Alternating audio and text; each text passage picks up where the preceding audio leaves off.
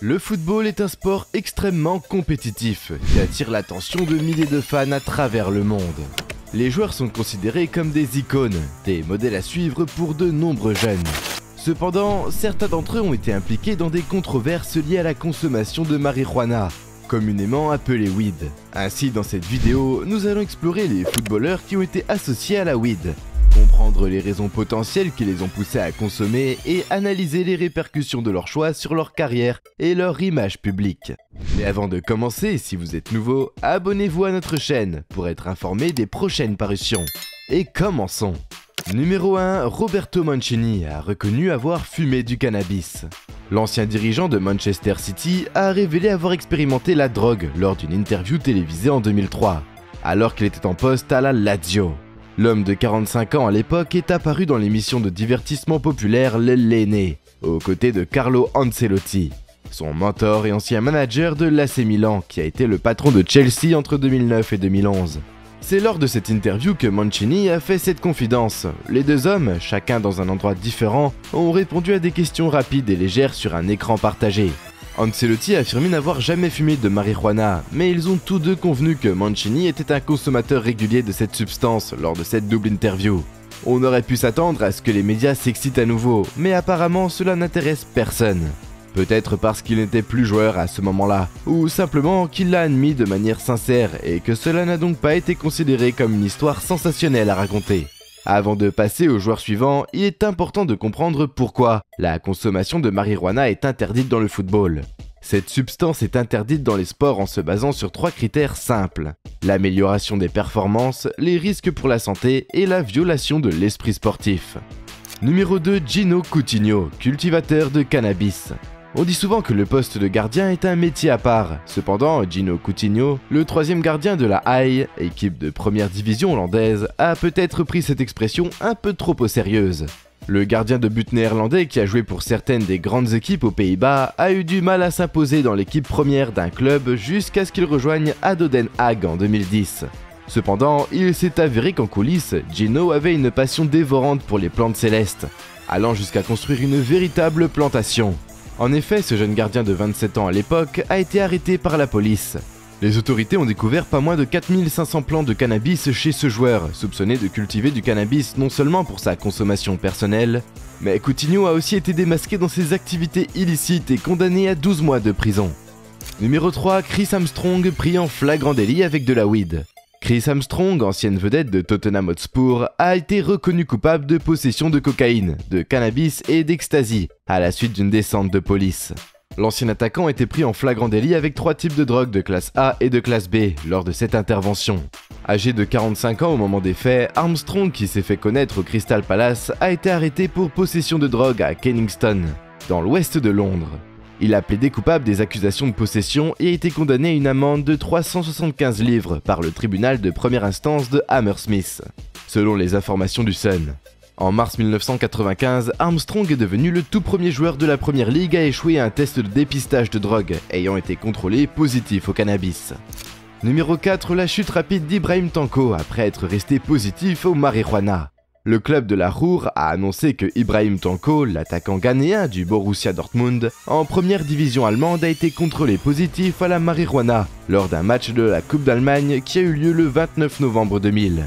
Suite à ce contrôle, le joueur de 23 ans, qui était au club depuis 1992, a été licencié. Le contrôle a eu lieu après le match opposant Schalke 04 à Dortmund. « Je regrette ce comportement fautif, c'était juste un dérapage et je m'en excuse », a déclaré le joueur. Suite à la révélation du contrôle positif d'Ibrahim Tanko au cannabis, le club de Dortmund a pris la décision immédiate de mettre fin à son contrat. Cependant, l'attaquant international a réussi à trouver un nouvel accord avec le club de Fribourg, évoluant en première division allemande, pour rejoindre leur équipe lors de la prochaine saison estivale. Malgré l'annonce du contrôle positif de Tanko, qui représente le 8e cas de ce genre dans l'histoire du football allemand, le club de Fribourg a confirmé maintenir son intérêt pour le joueur. Même s'il a commis une faute, je ne vois aucune raison de ne pas me réjouir de sa venue l'été prochain. Il n'a pas encore démontré tout son potentiel, et c'est précisément la raison de son recrutement, a affirmé l'entraîneur Volker Fink. Le directeur sportif de Dortmund, Michael Zorc, estime qu'une suspension prolongée sera infligée à Tanko en raison de son contrôle positif au cannabis. Nous avons été choqués par cette nouvelle et en avons immédiatement tiré les conséquences, avait-il indiqué. Numéro 5, Mbulelo Mabidzela a gâché sa carrière en s'affectionnant à la marijuana. Il était destiné à un brillant avenir, notamment grâce à ses débuts impressionnants avec les Spurs en Première Ligue contre Leicester City. Malheureusement, son parcours ne fut pas jalonné de multiples trophées. Sa carrière a été marquée par de nombreux faits, il manquait régulièrement des séances d'entraînement et rencontrait fréquemment des problèmes disciplinaires. Il n'a pas fallu longtemps avant que Tottenham ne décide de mettre fin à son contrat. Par la suite, il est retourné en Afrique du Sud et a signé avec les Mamelodi Sundowns, révélant ainsi sa longue relation avec la marijuana. L'analyse de l'échantillon d'urine B prélevé sur Mbulelo Mabidzela, ancien capitaine des Bafana Bafana et défenseur des Mamelodi Sundowns, a révélé des traces de marijuana. Raymond Hack, le PDG de SAFA, qui présidait également le tribunal antidopage de l'organisation nationale, avait confirmé à un journal de Pretoria qu'il avait reçu les résultats des Free State Laboratories, le seul centre de dépistage des drogues sportives en Afrique du Sud, situé à Bloemfontein. Il a ensuite transmis ses résultats à la PSL et aux Sundowns.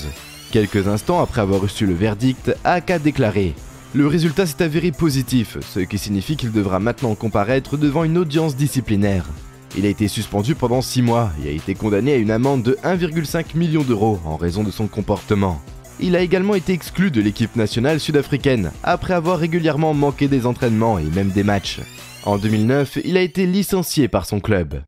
Numéro 6. Adriano a écourté sa carrière en consommant de la weed. Adriano, l'ancien attaquant brésilien, a été l'un des joueurs les plus talentueux de sa génération.